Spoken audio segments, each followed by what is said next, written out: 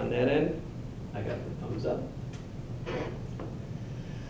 All right, well, Mayor, let's talk about the council meeting from Tuesday. I want to start with the, right at the beginning of the meeting, there was an update on the Aquatic Center project.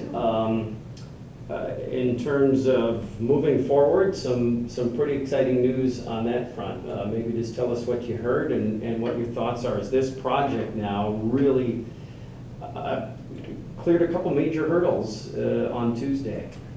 Yeah, it's really moving ahead fast, and we're very excited about that. And basically, Justin Casperson, the Director of Parks and Rec, came to give an update that you remember he was at a council meeting, I believe, a month ago, where he said that we did receive a major donor, we were at 2.5, and so with that, can we go out to bid? We're confident we're going to get, the other 500,000. And so he came to the council meeting the other night, and he came with members of the committee that were there as well, and he gave very positive news that they have raised the required $3 million. And so, that we can move forward with the pool. You remember about a year ago, the Common Council approved the fact that a matching grant that they will, dollar for dollar match up to $3 million. And so with that approval from a year ago, everything appears to be a go. So they're going to get the bids in, I believe, on July 7th. They'll open those up at that time and see at that time what the final bids are. It's always been projected to be around $6 million, but you never, that was 3 years ago, so we've got to look at that.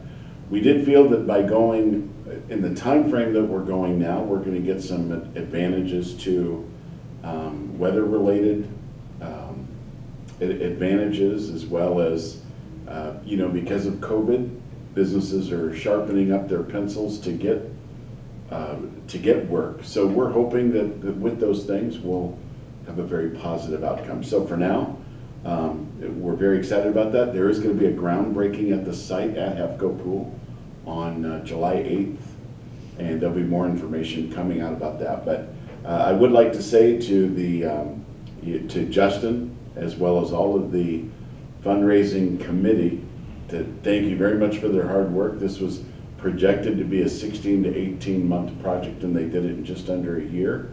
And also I would like to thank all of the people that, there's a lot of people that donated generously to this, and we are very, very thankful to every one of the folks that made donations, because this is happening because of their generosity.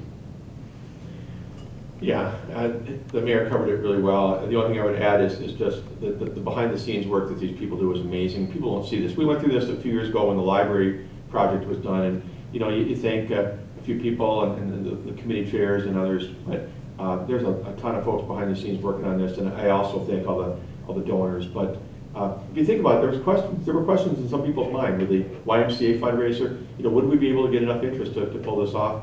Well, again, this community has proven to be generous. And the folks who want to make it happen have proven to be hardworking, dedicated individuals. So what a great day for the city. And next year at this time, we'll be looking at unless something unexpected happens, we'll be looking at a beautiful new aquatic center that's just going to be a great amenity for this city. Well, in July 7th, it's pretty aggressive. Are you confident that's enough time to get some quality bids? I'm sure that was built into the bidding package or what have you, quick turnaround time. But I'm also sure that, again, companies are probably sitting there waiting, to bid on projects like these, and it probably won't take that much time. But are you confident you'll get some, and is that enough time to do some quality bidding on a project that is pretty involved, a project of this magnitude? Confident you'll get bids that you're looking for? Well, we're very confident with it. Bozen, who's running the project, and the bids are out now. The opening isn't until July 7th, so it's not like we're going to put it out on the 7th and in the morning and then open them up that afternoon. They have plenty of time. They're going through the normal bidding process. Now, there's always the chance that if we got bids back that we weren't happy with, they could go back out for more. So if that would be the case, then you could certainly do that. But the bidding process is going around the normal time frames that we do on all of our projects. So there's nothing here that's being rushed or anything like that. It's just, it's coming together in a very nice timeline that I believe is going to be very beneficial for the city. Yeah, and anecdotally, there's a lot of interest, I understand, among contractors in this project. And just because it was only approved, in the last couple of meetings, doesn't mean that they hadn't heard about it before that and didn't have a chance to try and figure out whether or not they'd be well suited to put a proposal into the city. So I think we're going to see several proposals, and I think there'll be a couple of quality ones. And one of the things that came up, I think one of our council members was expressing a little bit of concern about, is this the final decision? And maybe he's thinking about cost. If it comes out that the low bid is $10 million, where the mayor and council are going to be sitting in a room and saying, what do you do? Do we want to rebid it later? Do we want to scale the proposal back a little bit as far as the scope of the project? I don't believe that's going to happen. I have a good feeling about our staff working together with Bozen in terms of the expected cost. But, we'll deal with that. Those are unexpected things that happen. But apart from that, I think we're going to get a few bids, and I think you're going to see a couple of them be, high quality. Are you limited because it is an aquatic center? Does it limit, who can bid on this type of project, or can anybody, anybody building a hotel or any project could build theoretically this aquatic center, or does it take a special contractor? Many times there are specialties there, but again, we rely heavily on Bozen and the folks putting this together on getting the right bids out. I believe anybody has a right to bid, and then those bids would be qualified. Okay. Anything else on the aquatic center? Get So your go ahead. Get your floaties ready. That's I mean, you know what I mean. It's like we're very excited about it, and I think it's daunting when if you go by there and you see that HEFCO is closed. When you look at that history of Marshfield, it really does kind of set you back. And I think that council members and many people were, first of all, the fact that the money was raised in that period of time, I think was, I don't want to say shocking to some, but it's like, wow, we thought it was going to take longer. But then when you really think of how your history of the aquatic center is changing, it takes you back a little bit. And it's really exciting to think that, we're all struggling with COVID-19 in terms of seeing so many things be canceled. Hub City Days was canceled, and a lot of other activities that we want to go to and out of town have been canceled or postponed. Just to think, Mike, that maybe a year from right now, there could be a brand new, beautiful aquatic center being used by families, kids, with all sorts of amenities that make it special. When that day comes, we'll still miss that we didn't have the summer we wanted in 2020, but it will be an exciting day for this community. All right, there was also discussion on the capital improvement program. What was the update there? Because I think that, the discussion, speaking of aquatic center, it went into some of that funding and how that's all, where's that piece of it going to fit, where does it fit? But CIP was presented. What was the discussion, and where did the council take it? So it was a long discussion, and I'd like to start off with the CIP, the capital improvement program. The fact that city staff, it's grueling, the project that they do. If you can imagine a 5-year look at everything that you're going to do, and down pretty close to the dollar on what it is, and then having to prioritize what's going to go here and what's going to go there, that is a daunting task. And so I felt that the program that city staff presented was an excellent program, was well thought out, and we can certainly be very proud of our city staff for what they did. The council was looking at it, and everyone on the council, myself included, were very concerned with where are we going to be at cost-wise, the COVID effect, if you will. And so are we going to be able to do all these things? Now, we've been reassured by our finance director and everything else that right now everything appears to be on course. We're always made whole on property taxes by the county. So with everything that we have, it's a good plan. There were a couple of things that, we wanted to make some adjustments to move up one plan. Now, if you can factor this in, this I thought was entertaining. Let's move this over here and add to how much we're gonna spend overall, and at the same time, take 10% off of the whole project, when half of this project here is coming. But I will say it to staffs, this is exactly what they did. So they found a really, really good solution. They gave two solutions. You know, we can go down Route 1, which would have meant cutting out some, Route 1 would have been cutting out some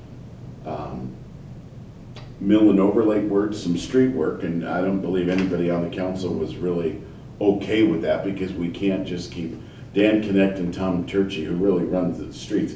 We're told all the time, the more you press something out, the worse it gets. And you know, I've not been doing government long, but I've been doing it long enough to know that when you say, yeah, we're just going to postpone this to next year, that means we're going to postpone it indefinitely. And our roads can't do that. So that was one, and that didn't get much traction. But the one that did is to go to item 2, and that's where basically we move up the 17th Street to be done, make a couple of adjustments over there, and to do that, take out one project, which was some water mains that we can kick into another year, and there might be some other developments there. So it was a relatively, I hate to use this word minor, because it was grueling work that city staff had to go through to make this change, but it was a really, really good adjustment to take this one project and move it up and get it done in this time frame, and move these projects over here. And in order to do that, we'll take this one project and not do it. That seemed to make the most sense. So now that goes back to the city staff for them to go in and make the updates, and then hopefully come back, and in one meeting we will just go ahead and approve that. Yeah, and we'll be back to the council on July 14th, and we certainly respect the council concerns and comments that were made. I did try to make the point, maybe I didn't do it very effectively, when they wonder whether staff has cut anything, that last year the 5-year plan called for $19.5 million of spending in capital work over the 5-year period. This year was 17.3 is what we brought forward, so $2.2 million less. And it's not that we had $2.2 million less in requests. We just really worked hard to pare those down. There's a list, I don't have it in front of you right now, but of projects that were proposed by the Park and Recreation Director and the street superintendent and others that we pulled off to try and come down to where we need to be. You know, our financial advisor said you really ought to be borrowing more in that $3 to $3.5 million range per year, and because you gotta scale back to meet your available needs. I mean, we have some issues we're dealing with financially, and we did that. The council, I think, seems to want to see more cuts. They weren't very specific about what they were. The one issue that I definitely will tackle, and I apologize that I didn't maybe tackle it more between the June 11th meeting and the June 23rd meeting, is this idea of vehicle and equipment replacement. Because I do get the premise. You know, you buy a vehicle and, you know, it's got a 10-year useful life. Do you automatically after 10 years say, you know, well, I want to get this replaced? You know, and you don't. You look to see what the maintenance history is. Is it still operating well? Can you get another 2 or 3 years out of it? And we're going to do that with all of our departments. We do have an internal service fund that we use for the streets, parks, and others outside of public safety that puts money aside. So if they buy a piece of equipment that's $50,000 today and it's got a 10-year useful life, they actually pay in effectively $5,000 a year, so that after 10 years there's money in a pot to replace that. Now in 10 years it won't cost $50,000 anymore, it might cost $58,000 or something. So I mean, there's issues to deal with, but we do plan for the replacement, and that's a special fund where we're kind of pre-planning for the needs of later. But there are circumstances in which maybe a piece of equipment that has a 10-year useful life can be used for 12 or 13 or even 15 years. Having said that, I'm a little leery of getting the council on the mindset that, you know, keep using the duct tape, keep using, you know, super glue, because there's a point where you spend more money on maintenance than it's worth. I have a 2000, and I said this at one of the meetings, I have a 2005 Saturn that I still drive to work pretty much every day. It's 15 years old. I had a bill last week for $900. I had some work done. Before I did that, I said to myself, what's the expected life of this going forward? Or should I be replacing the vehicle and just calling it a day? And we ought to be doing the same thing at the city, and I think we do. They don't see all that work that goes behind the scenes, because the items they see on the replacement list every year in the budget process, a lot of things that we'd like to have been replaced were not on there because they still have useful life and a low maintenance history. So we're not automatically just re-upping based upon the manufacturer. That's kind of a long-winded answer, Mike, but I think the point is we need to show them better what we're doing, and if there's opportunities for us to delay purchases, great. There may not be quite as many as they're thinking. Now, and the aquatic center money, is that in 2021, under this plan? Or was it for this year? Because I know the project kind of got bumped around a little. It was originally for 2021, and now it's being bumped up. Yeah, it was for this year. It was initially budgeted in 2020, but then we kind of, in our minds, were thinking it's not going to happen because remember what we had going on earlier in the process, earlier in 2020. But it was budgeted for this year. In our mind, we were saying we're going to borrow in 2021 as we got to April, and but then what happened in June looked great. So let's just do what we planned on doing. Okay. So this 2021 and beyond is not affected with that. It's all, the funding is all 2020 for aquatic center? Yeah, if you go back to what Ed Wagner and others were bringing up about the $6.1 million, as the mayor said, we have to bring over that $1.1 million from East 17th, which actually bumps it up momentarily to 7.2. But the $3 million for the aquatic center comes off. The only way, and I'll just say it again right now, the only way we would do any borrowing or come to the council with a request for any borrowing for the aquatic center in 2021, and it would be small, I would think, is if there's a timing issue based upon when the larger gifts are being given, that we might have to front, knowing that we're going to recoup in 2022 and whatever. Right now, the finance director doesn't think that that's going to have to happen because of the timing in which we have to pay bills as monies are coming into us from donors. But if it does, we'll have to come to the council and say, could we borrow this much to get through, knowing that in the next couple of years, it's going to be recouped. And what were the sunset dates on those pledges and donations? How long did they give donors? The maximum length is 5 years, and many of them, I believe, are not going that long. But some of them go out, to the 4 or 5 year mark, which takes us into 2023, 24.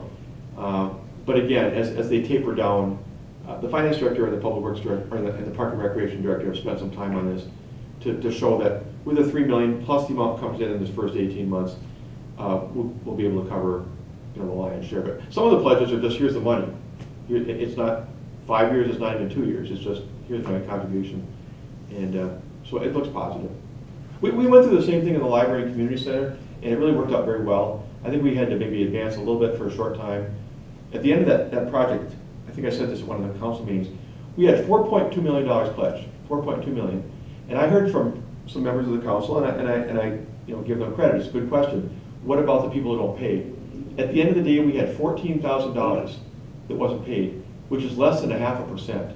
And some of that is because people moved or something happened, but less than 0.5% is a very low bad debts expense for anybody. And we don't see it being any different in this case. Anything else on that plan? So again, council gets it back on July 14th. Correct. At which time we hope it's approved. Right. Final. Then, now the finance director had a presentation on the 2021 budget process, which is separate, sort of, from CIP, which is the long-range capital plan.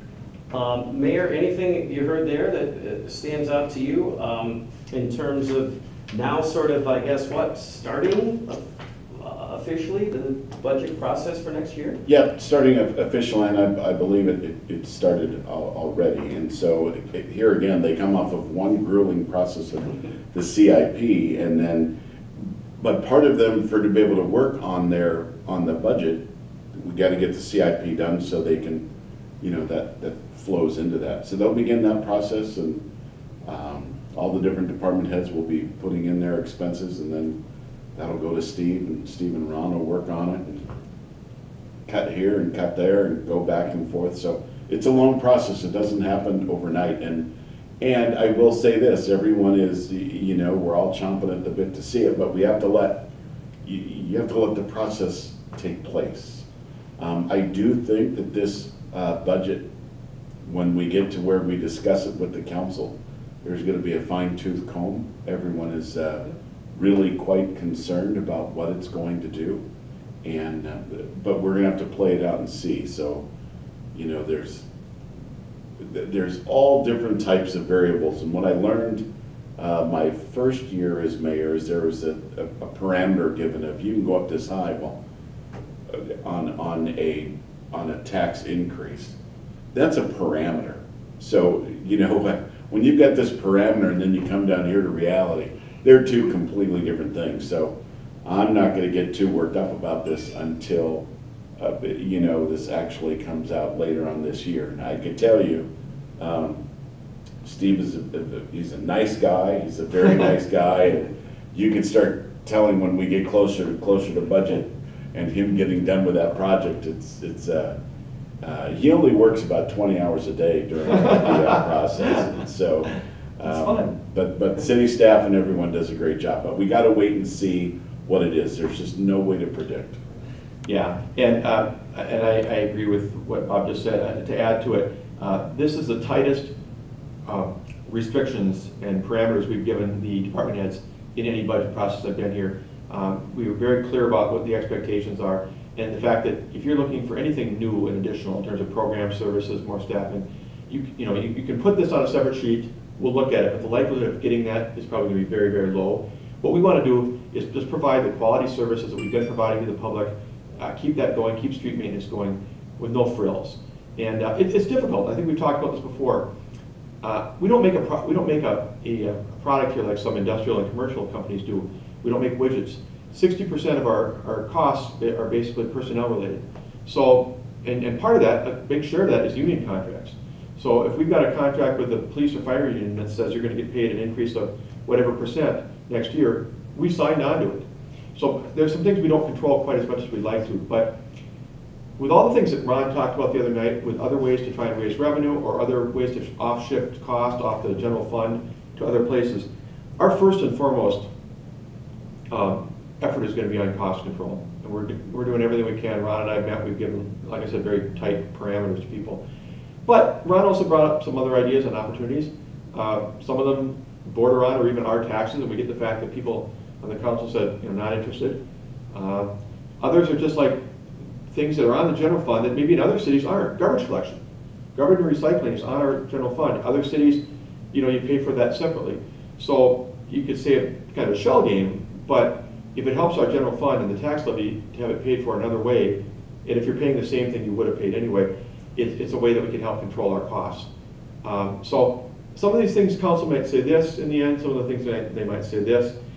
We just wanted them to know what the playing field looks like. Here's the football field, here's the stripes, here's the goalpost as we start the 5-month-long process. Were the general parameters that Ron outlined or things that he said, okay, here's what we're looking at, or any indication where things might fall or what aldermen the council might have to do in terms of meeting basic needs for next year? No, well, we all know, as Steve said, here's the problem. We always say, I've said it before, the government needs to run, their house like normal folks run their house with a budget. The difference in that is that in our households, we can go out and we can get a raise. We can go out and we can take on a second job or different things like this to increase your income. The difference in the city is that income is really, it doesn't go up as much as you would think, but expenses do. Healthcare, when you've got 96 or 97 folks and healthcare goes up 20%, how do you, that money has to come somewhere. And so I've been very adamant this year that I'm not looking for a tax increase, although we're very, very clear. Right now we are at $9.54 per thousand. And Steve and Ron made it very clear. In order for us to be whole, we have to be at $10.04 per thousand. So we already know that we are at a deficit. Here's the issue. People have had enough this year, so we're going to have to do something to where we can get by for another year and then start bridging that gap. The other side of this is we all know that, we go back to the COVID effect. Monies are going to be squeezed from the federal government. Monies will then be squeezed to the state. Monies will then be squeezed to the county. And guess who's going to be the ones that have to foot the bill? And all of it, in my opinion, is completely irresponsible. They know what needs to be done, and I think at the state and federal level, they've got to start acting like adults to get this done, because the financial ramifications are going to be extraordinary, and it's going to hit. So this is not going to be an easy, it is not going to be an easy process. However, at the same time, I'm going to let the process play out to what that final number is, and then we go to work. So it's like right now we just have this blank canvas. So what's the picture going to be? I couldn't tell you. And I'm not even going to try to think of the 500 different ways that it could go. It's just too much. Yeah, and I think when our financial advisor, Dave Ferris, was here a year ago or so, he made it clear that, we can get out of this, and it's going to take, 4 or 5 years to get where we want to be. And last year, the audit revealed that last year was actually a pretty good year in terms of progress we made on efforts to move ourselves into a better financial position. But there's more that needs to be done. And when Ron points out that 954 is where we're at right now, 1004 is what it would take, what he's doing is he's saying in order to have balanced last year without dipping into our reserves, that's what would have been the number. It doesn't mean we're going to propose 1004 next year. We couldn't even legally, because the state limits the amount you could increase the tax rate in any given year. But I think it's going to have to be a mixed bag of things, but clearly finding a more efficient way to do things, holding the line on expenses so there's no frills, there's no extras. Last year, I think our general fund increase in expenditures was 2.6%. It's got to come in less than that this year, presumably. Ron pointed out how hard that's going to be, given wages and benefits. We do have some good news potentially, that it looks like our health insurance utilization is down for the past couple of years. That may give us ultimately a better renewal rate. That would help a lot. But it's roll up the sleeve time for the next few months, and we'll keep council apprised. I think our next update at the council is in late August. We'll have a better idea at that point. We'll have received all the requests. We'll have gone through them, talked to the department heads. That late August update will be a little bit more telling of where we're going.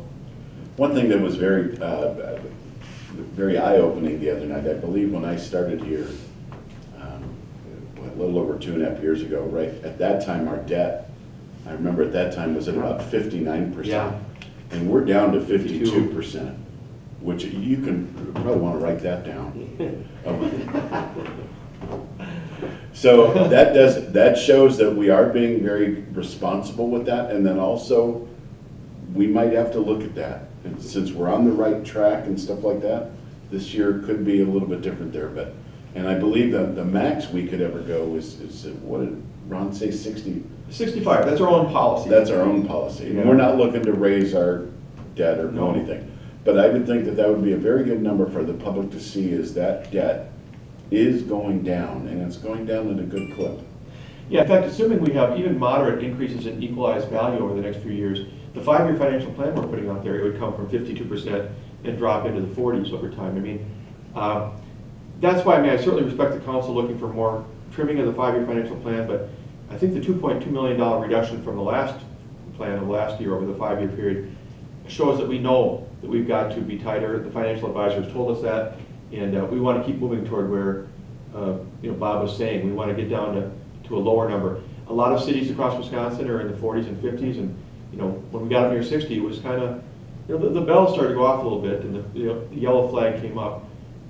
But we're working in the right direction. Okay. Anything from closed session? Yeah, I put in front of you, we do have something to report. The council did approve a new lease. It's going to be 3.5 years for space over at the community center for Job Center, and that's with North Central Wisconsin Workforce Development. And you might say, why 3.5 years? Why are they talking about half a year rather than another 3-year renewal? Last year at this time, there was discussion about whether the city would be helping to fund that part-time position, the person who does the work with the people who come in at Job Center looking for help with a computer, resume writing, whatever. And so they just wanted to know that while we might have to sever the relationship someday, they might have to as well. Either side can give a 60-day notice, but that we wanted it understood that the renewals that come up in the future would be around April 1 instead of October 1. So the budget changes that happen in the fall wouldn't impact their decision as to whether they're staying at the Second Street Community Center. So, it's a good lease. It's just a CPI type increase over that period of time. They're very happy there. The Job Center is. They get a lot of traffic there. It's a good mix for them with the senior center and park and recreation and a couple of other tenants that they have. A community foundation is there. And so they're very happy. They wanted to stay, and we're glad they can. Now, the agenda said possible assistance for a development project in TIF District Number 5. Was there anything on that? Not really that we can report right now. There is somebody interested in some acreage in Mill Creek Business Park, and looking to see what the city might be able to do to help them locate there. And I can tell you that what they're looking for is not way out of bounds, so hopefully we'll have a good announcement when we get to maybe late summer, early fall. The other thing that I have here that I saw on the agenda, let's see, permit, an exception to municipal code with respect to open container restrictions for Mackey PROW, that's public right of way, right? Yep, right. For all, Yep. on Saturday, June 27th. This is something that's worked. I mean, we've done this before, right? And there hasn't been any problems. There hasn't been any problems, and Rick Gramza, the police chief, was there, and we've done this before for Hub City Days and the Wine Walk and things like that. The premise behind it that Rick says is it's better to have folks have there, and they're going to have their beverage, and they'll just be able to go up the street, as opposed to being in an establishment, having to take it down real fast and then go to the next one. The thought process is that this is going to be better and it's going to be safer. So the first time we did it, I remember a couple of years ago, there was a lot of concern over it. Every year that we've done it, the police department has done a great job of being out there, being out in the community and walking around, and we've not had any issues with this at all. So it was unanimously approved by the council this time. So it'll be should be a great event on Saturday. Yeah, I think the police chief went about this right. The first one that they signed on to recommending to the council that got council approval was a wine walk. And I think the case, as the mayor's saying, was that you go into someplace and you're visiting their store and you have a glass of wine. No, you got to chug that down before you walk out of this room, out of this building to go to the next one. That's not even a good idea. We want people to be able to just relax and enjoy the event, but that means they would be walking on the sidewalk with that beverage. And it worked well. It's worked a couple of other times now, and there haven't been any problems that I've heard of from any of these events. There haven't been any arrests and disturbances. So it does seem controlled, a limited number of blocks and over a limited number of hours. So the council found it worthwhile to endorse again.